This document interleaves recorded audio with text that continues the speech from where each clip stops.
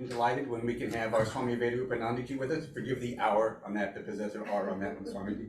Swami comes down to us from the greater Los Angeles area, and it's always wonderful when we can have him with us. The Swamiji's talk today is, what is spirituality? Om Asato Ma Sadagamaya Tamaso Maham Jyoti Gamaya Mrityormam Amritam Gamaya Avi Rahavi Maedhi Rudra Yate Dakshinam Mukha Te Namaham Nityam. Om, lead us from the unreal to the real. Lead us from darkness unto light. Lead us from death to immortality.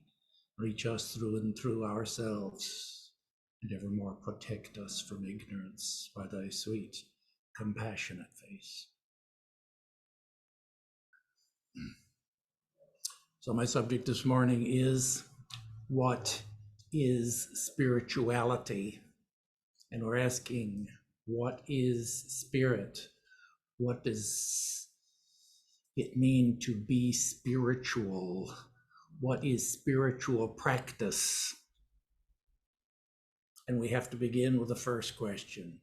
What is spirit? The spirit is that immaterial part of yourself that's not physical, not mental, beyond the intellectual. It is your innermost self. We could say it's your soul. It is your true nature. The spirit is yourself, and the spirit is the subject of your experience. There's two things in the universe, aside an analysis of the Sankhya philosophy. There is the subject and the object. The subject is not the object. We can say the Sankhya philosophers boiled everything down to 25 cosmic principles that can be reduced to the subject and the object. The object there is nature with a capital N. The subject is your own self-consciousness. Nature doesn't just mean the national park or some wilderness area. Nature means the whole of the cosmos, from the gross to the subtle to the cosmos, and includes the macrocosm and the microcosm. That is your own body, your own mind. All this is included by the ancient philosophers as nature, that is, as matter. We could say it's just all stuff. Over and apart from this stuff is consciousness, which is your true self. The consciousness within you is the subject. Consciousness is like light. We can imagine the Panchadashi compares the light of our own self-consciousness to a lamp in a theater.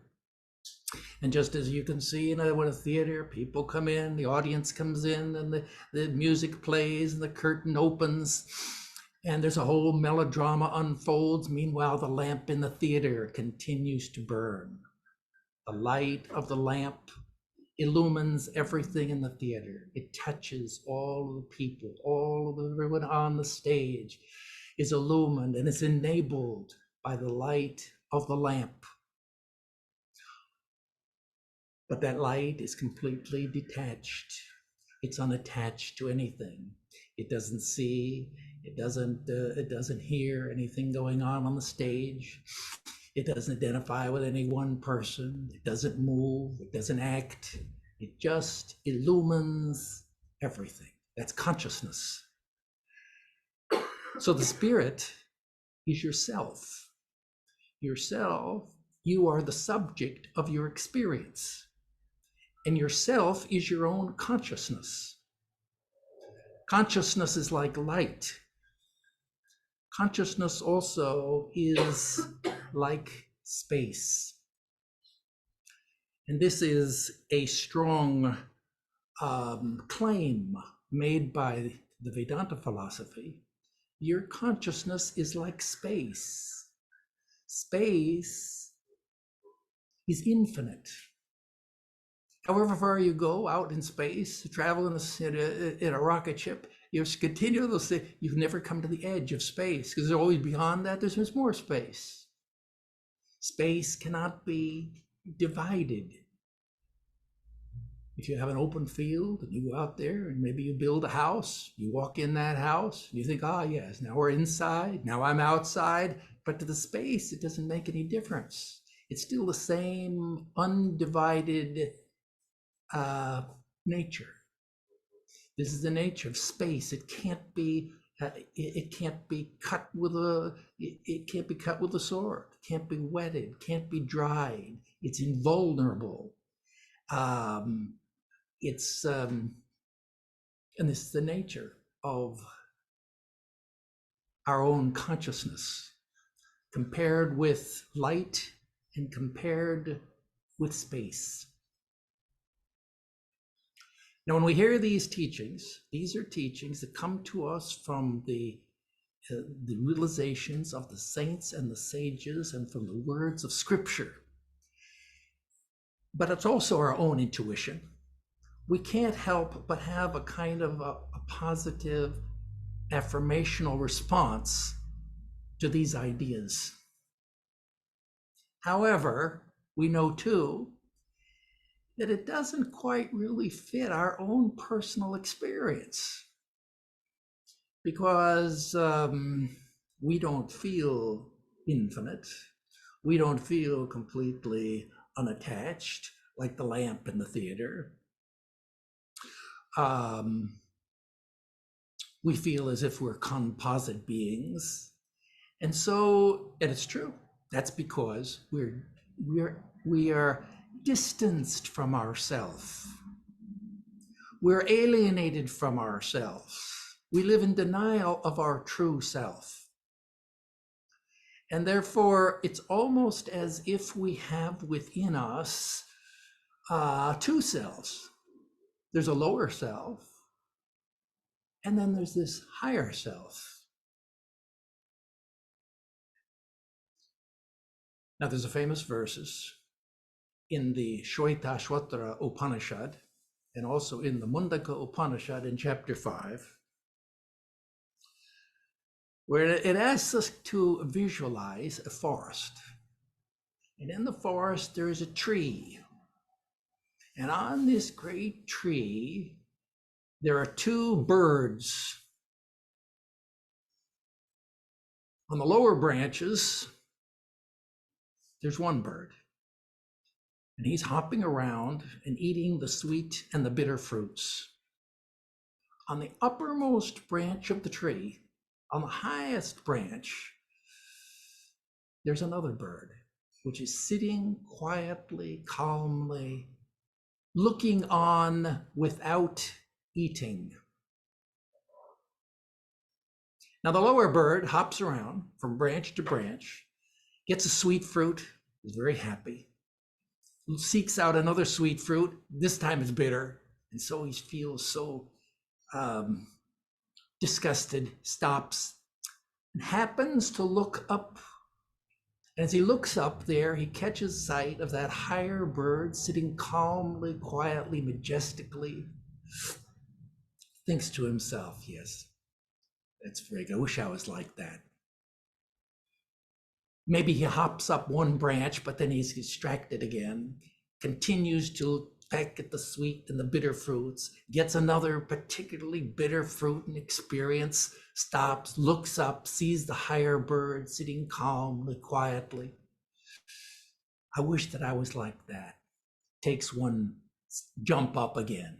And so like this, time passes. And the little bird has experiences, positive and negative, hops up the tree, branch by branch. But as he gets up to the higher branches, he begins to feel the attraction of that higher bird and makes a few quick jumps. And then kind of a miraculous thing happens. That is that where there were two birds, it appeared there were two birds, but now the lower merges into the higher, becomes one with the higher. And you know how in a forest, if you walk through a forest and maybe the breeze is blowing, the leaves are rustling in the trees, and sometimes the light, the shadows, and the reflections of the light in the leaves, they create illusions. And so here there seems like there were two birds. Really, there's only one bird that remains.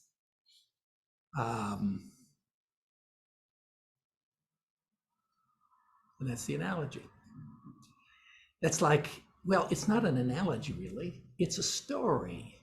It has a beginning, it has a middle, and an end, because the lower bird was there, he was eating, he had experiences, he had complications, that he moved up into kind of a resolution of the conflict, and the whole thing concludes. It's the story of our own humanity. It's the story of our own human predicament. And it's what enables us to understand and to kind of answer this question of what is spirituality. Let's look at the lower bird. What is the lower bird here?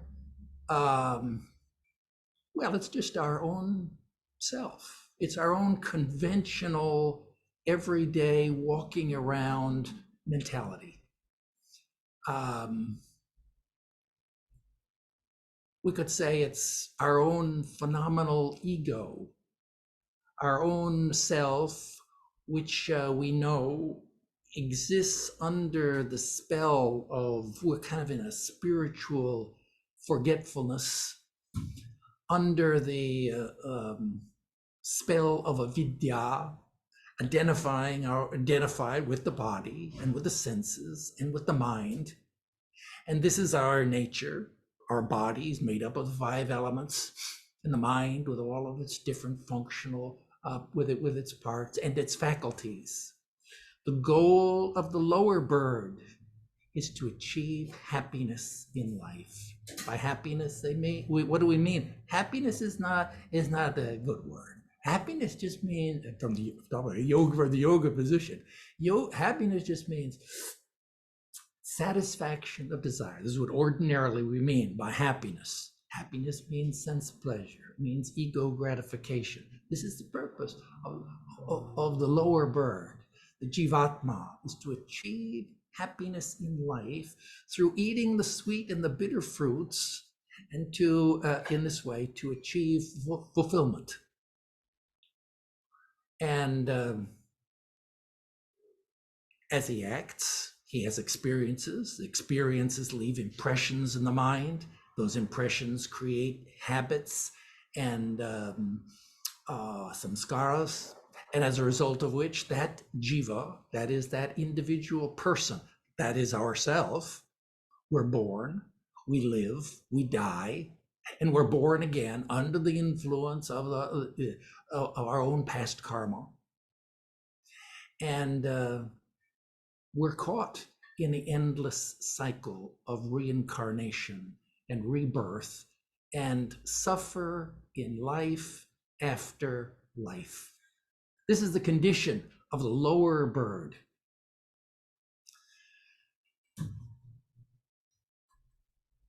That's ourself. That's the jivatma. That's just said our own living, embodied self. Now let's contrast that with the higher bird. The higher bird is our spiritual self. The higher bird is our self, as we can imagine ourselves when we have realized our true nature. Visualizing yourself having realized your true nature, having discovered that you are infinite like space, and eternal and immortal, again become conscious of your own self, that is, of your own being. You become aware of the world, you become aware of the people around you and everything in the world, but now your consciousness is radically different. Now you begin to like recite the verses of the Vairagya Shatakam. And I'm not the body, I'm not the mind, I'm not the world of the objects of the senses. And yet we have that awareness. That is, we are like the witness. Our higher bird, see, notice this, the higher bird is just like the lower bird. The higher bird is also a bird. That is to say, once you have achieved real enlightenment, once you have realized the self, you find that the Jivan Muktas, that is, if we're going to visualize an enlightened person, a saint, a sage, still has a body. You still have a body.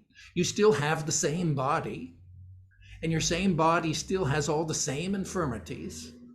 And if you need glasses, so you still, if after enlightenment, you still need glasses. You still need a hearing aid. You still have the same faculties of mind, the same memory.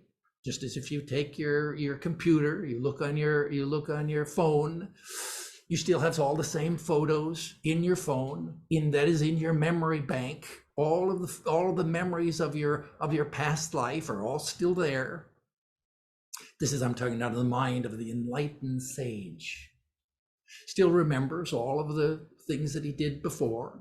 Still has all of the files of the thoughts and his whole development, just like you're looking on your computer at all your past files. Of course, now you've lived a whole life, and those files have all been upgraded, and they're all very now spiritualized, and they're all kind of represent a higher wisdom as a result of your thoughts and your meditations during your whole life.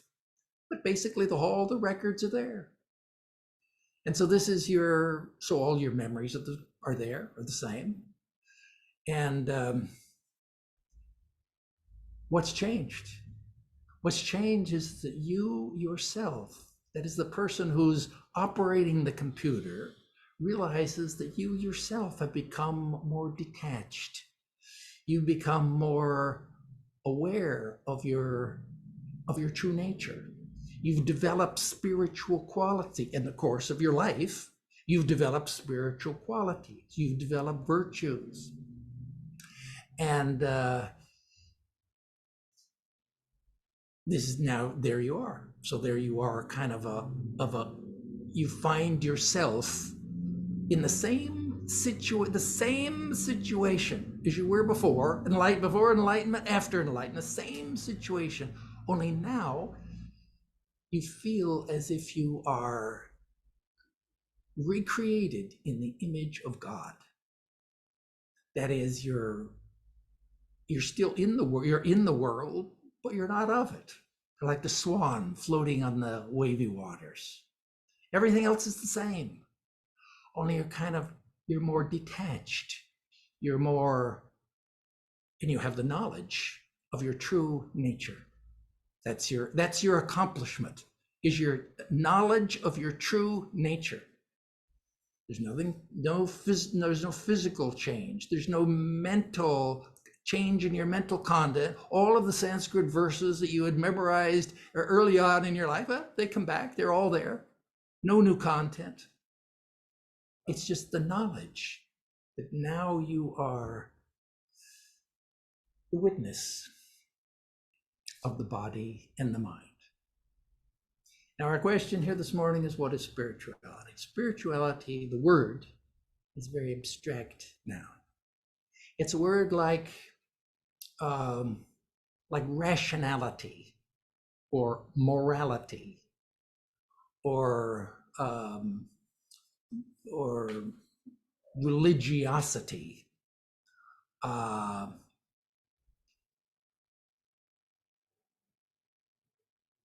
And so we're trying to think about what does that word mean? Swami Vivekananda in the Raja Yoga, he says, each soul is potentially divine. The goal is to manifest this divinity. There's another itty word. The divinity. Divinity is what? What is divinity? It just harkens back to what we said. That is, that divinity just means light. The divinity is the light within you. Swamiji says there, each soul is potentially divine. The goal is to manifest this divinity, that is this light, that is this consciousness, that is this self. That's the spirit, to manifest the spirit. What is the spirit? The spirit is yourself. To manifest your spiritual self. That's what spirituality means. That means we're going to turn up the light. We have to increase the intensity of the light. What is the light? The light is just our consciousness.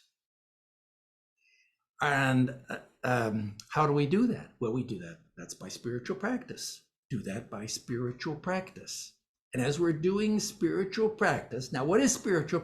What does that mean? Spirituality then means the lower bird hopping up the branches. That's spiritual practice. Spiritual predicament is the lower bird is distanced from the higher. The goal is to become one with the higher bird. The whole story, the whole image there is what we mean by that spirituality. Spirituality means hopping up the tree. It means doing spiritual practice. As you do spiritual practice, what happens is as you hop up the tree, well, what happens? You change your perspective. You begin to distance yourself as you move up. The metaphor there is a spatial metaphor of moving up from the lower to the higher. As you move from the lower to the higher, you gain a perspective, a different perspective on the lower. You become more detached from the lower. Just as you grow up, it's just growing up. We grow up, you lose interest in your toys that you played with when you were a child. You gain deeper knowledge and understanding and experiences. And that's all this spiritual life is. Spiritual life just means growing up in the light of Vedanta, in the light of higher philosophy, and in the light of higher wisdom. As we grow up, we move more to as you climb a tree, right? That's a climb a tree, you're also moving towards the center of the center axis. You become more centered. You become more detached. You become your consciousness is more and more mature. Mature means elevated. It's you're able to rise above external conflicts and internal conflicts. And so you begin to feel an inner peace. This is the natural result of maturing in natural process of maturing in mind. And so this is spiritual life. It's just moving from the lower to the higher, from the lower chakras, as we say, the levels of consciousness, to the higher consciousness. What is the spirit? The spirit is just your consciousness. The spirit is moving from lower consciousness, from lower thoughts, from lower desires, to higher desires, to higher knowledge. It's moving from a lower vibration to a higher vibration. Is learning to live and operate at a higher vibrational level. That's something that we can do every day, that we work on raising our level of vibration. And all of our emotions, all of our feelings, all of our mental states are keyed into different levels of vibration. You go from 0 to 1,000. By the time you get up to 500, 600, 700, those are spiritual feelings. Those are spiritual emotions that begin to surface. Like, for example, peace. A feeling of peace as you rise up above internal conflicts. So our question here is, what is spirituality? Spirituality just means becoming more and more conscious of your true nature. It's about raising it's about raising your consciousness. And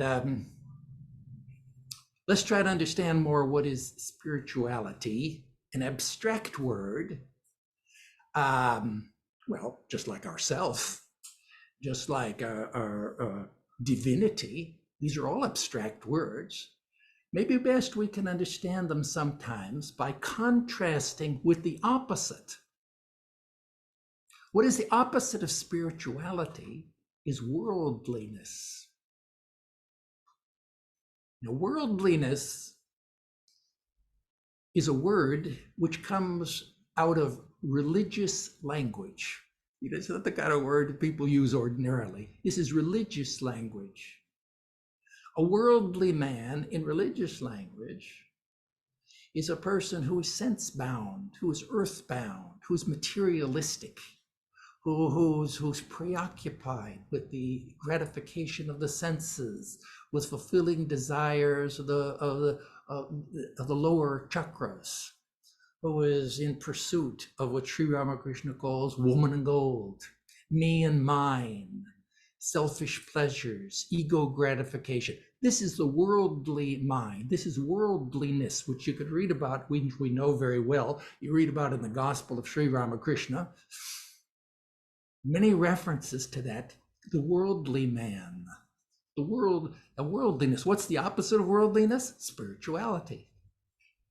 The opposite of worldly minded is otherworldly minded. Think of a person who is otherworldly. That is, maybe we think of an ascetic. We think of a yogi meditating in the caves of the Himalayas. Someone who has risen above the world, who lives in a higher world, Platonic world of perfect forms, and who that's what we mean there by otherworldly.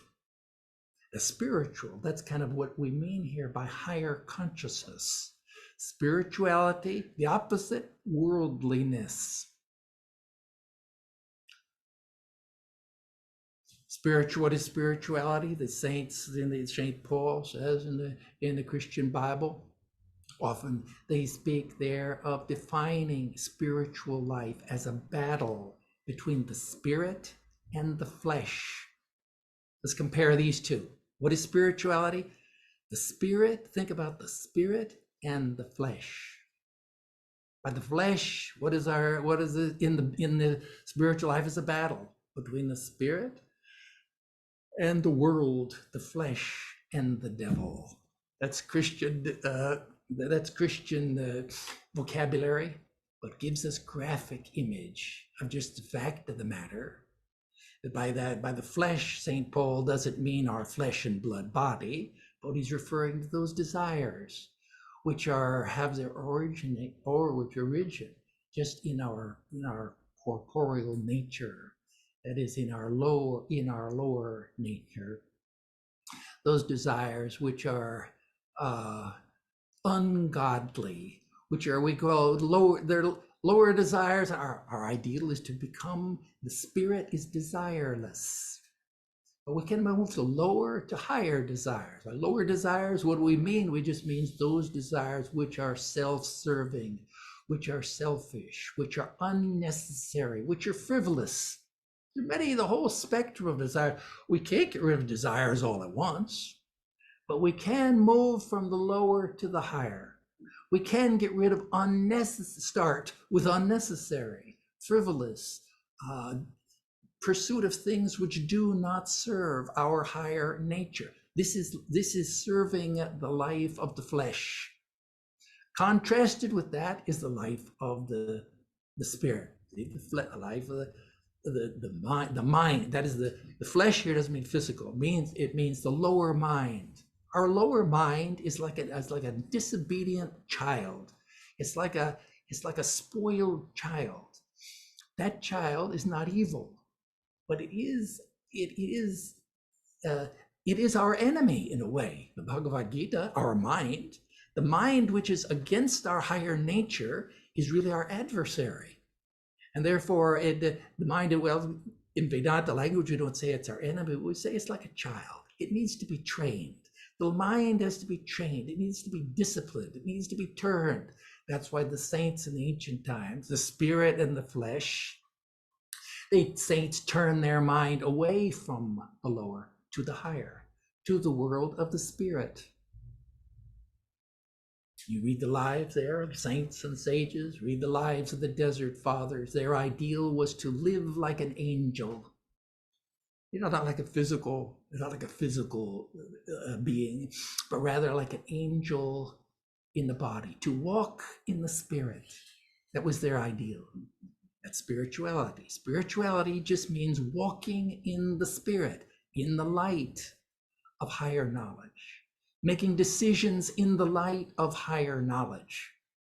That's the awakening of spirituality and the pursuit of spiritual consciousness. So our question here is, what is spirituality? We're trying to walk around this word, the spirit. Our goal is to realize the spirit. The spirit is ourself. It's our higher self. It's our true self. It's my real self. It's my consciousness. And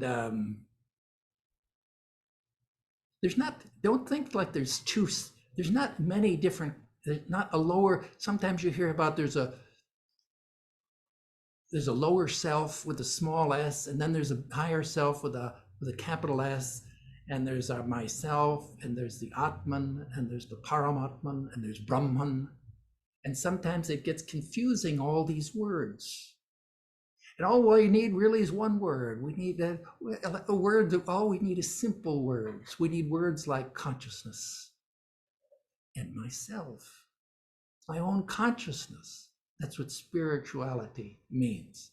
Let's contrast the words in order to understand the meaning of the word. We just walk around a little bit. We're going to contrast a few words that are used synonymously, which kind of maybe create confusion in our mind, to bring clarity in our mind. What is spirituality? Let's compare the words religion and spirituality. Now, often used synonymously, without indiscriminate use. What do we mean by religion? Well, religion, we just use in common parlance. When we think of a religion, we think of a set of beliefs and doctrines associated usually in Christianity, anyhow, with supernatural God in heaven. And usually a religion is something which has an organized institution. And a religious person will go to church on Sunday morning, listen to a sermon, and he's part of a body of believers who belong to the church. And maybe they do congregational singing, and they do communal prayer in their church service on Sunday morning. This is a religious. This is what we mean here by religion. The idea of the religion is just to do good, to be good, to do good, and maybe when you die, to go to heaven. And your salvation is really guaranteed if you just have faith and good works. That's religion. That's a religious person. We can contrast that, however. Now, spirituality is quite different. To be spiritual, you don't have to belong to a church. You don't have to believe in God. You don't have to even have faith or do good works. Spirituality is about it's all a very personal matter. But it's about your relationship between yourself and your higher consciousness, between yourself and your lower self and your higher self. between your own inner power, your own higher power. And spirituality implies is that we're doing something. This is an esoteric practice. It implies that we have some, that we're doing a spiritual practice, that we are on a spiritual path. And in fact, in our language, that in Vedanta language, it's just yoga. Yoga means practical spiritual life. That spirituality is yoga sadhana. So a person is spiritual if they're doing some kind of yoga sadhana.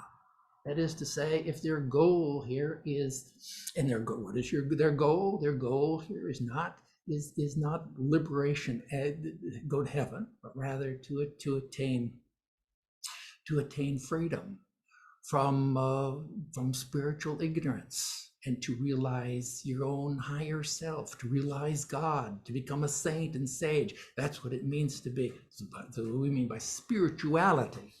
That's spiritual practice. So as students of yoga, that's our interest. And whether we may be religious, you may be religious, or you may not be religious in that sense. But religion and spirituality are not two different things. Just think of concentric circles, really. There's exoteric religion, what we call religion, and then there's esoteric, which is called spirituality, which we call yoga. It's esoteric religion, we could call it. It's really like the pearl in the oyster. And the two are not different. They come together as a package. So distinguishing in our mind, good for us to discriminate in our mind between religion and spirituality. Let's try to make another discrimination, and that is between morality and spirituality. And we talk here about being moral, morality, another itty word. Morality just means in ethics, to study the principles of what is good, what is right, what is wrong. A moral person that is a good person, what we call a good person, in common parlance, is just someone who, in our Judeo-Christian tradition, is someone who follows the Ten Commandments and who avoids the 7 deadly sins. If you can do that, and maybe you have a clean police record, and you haven't been arrested, then you're considered to be a good, moral, upstanding citizen. That's what it means to be moral. And but moralism is not sufficient for spiritual self-realization. In order to realize our true nature, in order to become a saint, to become a sage, a morality is necessary, but it's not sufficient. You need something more than moral action. You need spiritual virtues. Moral virtues, which we know very well, usually defined in negative language. Well, we can talk here about the heavenly virtues. Those are the moral opposite of the 7 deadly sins. In addition to that, there are spiritual virtues, which you know very well as students of different comparative religion. You know, students of Raja Yoga, of Bhakti Yoga, of Jnana Yoga. There are virtues which we need to acquire, which are over and above moral, being a good person. This is not enough to be a good person. Our ideal is to be, when I say our ideal as students of Vedanta, our ideal is not to be good, it's to be godly. That's a higher ideal, to be good, and then to be godly. And so those are spiritual virtues. How they're related together, both morality and spirituality, that is spiritual virtues. They're both different versions of renunciation. They're both forms of, one's a level spectrum, higher level of renunciation. Both are necessary. They're like the bud And the figure of plant is growing. It's a flower. First, the bud has to form, and then the flower and the bloom and the blossom forms. First the bud, first the one, then the other. So first morality, then spiritual virtues. That's the progression. So morality is not sufficient. Moralism is not spirituality.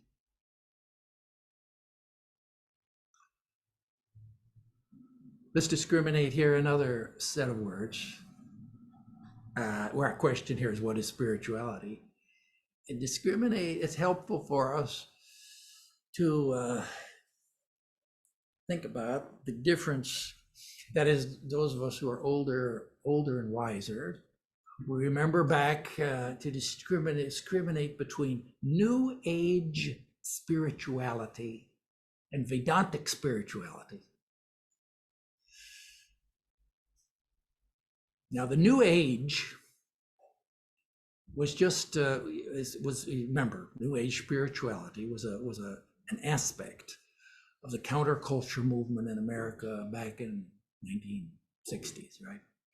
And the New Age just means they envisioned and had an idealized, futuristic vision of a world that had become spiritual.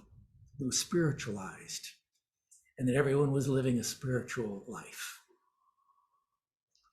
And sometimes it's called, historians looking back, they define what did they call that religious outlook, is often referred to as psycho-spirituality. That is, it's kind of the whole thing, it was kind of a mix of a merging of a whole range of psychology, human potential ideals, and religious, embracing religions of all the world. And the New Age spirituality was eclectic. It was all embracing, but it was indiscriminate. It was truth relative. It was moralistic relative. And it had no philosophy. That is, it embraced diversity, but it had no unity. And here we can contrast this with the Vedanta spirituality. Vedanta spirituality, by which we mean the perennial philosophy, all the principles by which we mean the perennial philosophy, which teaches us the principles of unity in diversity, finding the one in the many. Vedanta also is pluralistic, embraces everything, but it's also, it gives us principles, it gives us hierarchy, it enables us to find unity in the diversity, and therefore to bring order and to bring understanding into our conceptualization of spirituality. And so this is our ideal, Vedantic spirituality, finding the one in the many, finding the unity in the diversity. And this is what's meant by Vedanta spirituality.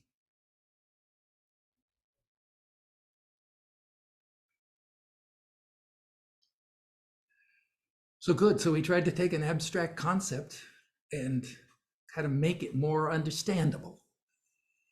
And in particular, these words about what is the spirit and what is spirit, what does it mean to be spiritual? That's those are words that are good for us to contemplate and to take for our own meditation, clarify in our own minds is what we mean by our spiritual practice. Good. Time for questions, Mike? Yeah, we have a few minutes here. If someone has some commentary or some pushback or I have one if I yeah yeah I have yes. one if I could. Good. Swami, you mentioned briefly Swami Krishna's teachings about communication, very briefly, as women, and the translation, literal translation is women in gold. Yeah. In the modern, which is our 1940s translation of from the gospel. For the sake of say our female devotees here or online, that can be sometimes polarizing in the modern world, because when Swami Krishna had many female devotees and he didn't teach them the problem is you and gold. He taught them the male aspect of it. It's really, could you just unpack that a little bit? It's more of a lust teaching as opposed to a gender teaching, as it were. Well, he had a whole different expression when he was speaking with women. You could say the problem with men and gold. yeah, well, that's the narrative, that there was a whole different vocabulary, but we don't know that there was a whole different vocabulary. But yes, obviously, the words, I think themselves, the reason, of course, why they use the words is they say it all. That is, it means the spirit and the flesh. Woman and gold. Gold, of course, means is the whole Freudian concept of the lower chakras of the sexuality and sense pleasure and power. These are the three lower chakras. This is what we have to rise above, is to raise our consciousness above these lower chakras. That is the power chakra, the sense pleasure chakra, and security consciousness, summarized by lust and what? Greed. Those are the more politically correct terminology. I like woman of gold. You know what it means. Yeah. Yeah. Other question, yes. Thank you, Swamiji. The lecture was very grounded and thank you, Swamiji. My question is, because we talked about morality and spirituality and how one is required, but not the only thing required. And I think what I'm experiencing now is in the public, as we pursue the spiritual path, in trying to be a good person, many are now refraining from action altogether, in trying to uphold these higher values. So in one regard, it's commendable because the intention is good, but in another regard, it is, let's say, creating a sort of a karmic pause from preventing certain things from unfolding. So for when do we rise above this idea of being a good person, which is still sort of situated in the ego, and go beyond that to essentially eliminate the trappings of the ego? Well, that's you're talking here about spiritual life. If we're interested in, when we undertake spiritual life, this is a very high ideal. So speaking here of the Desert Fathers, the spirit and the flesh, the world, the flesh and the devil, these are all very mystical terms. This is mystical spirituality. This is not ordinary common people's idea of religion. And yes, yoga sadhana involves shama, dhamma, uparati. That means withdrawal of the mind from the world. Yes, that's what it means. And in fact, that's what Sri Ramakrishna often advises devotees in the gospel, to reduce your worldly activities one by one. Minimalism is our ideal. To simplify, to withdraw the mind. See, this is not popular religion. This is mysticism. This is what Vedanta is teaching. These are forms of mystic higher aspiration. Yeah, so it can often, you're right, it can often be perceived as some kind of uh, spiritual escapism or something like that. Avoiding political activism. We have to sort all that out. That's why we have to use our own rational, our own mind, our own reason, our own rationality to sort that out in our life, figure out where we're at. Where are you at in the story of the bird? Where were you at? Are you at the bottom? Are you struggling like a bird? The first branches, second branches, third branch. Our dharma changes as you hop up the tree. Your dharma, your duties change. And so what were duties at a lower stage are no longer, are given up, are naturally given up at a higher stage. And no doubt people can read the Gospel of Sri Ramakrishna and are shocked on many pages by statements that are about activities in the world. Withdraw your mind from the activities of the world. What does that mean?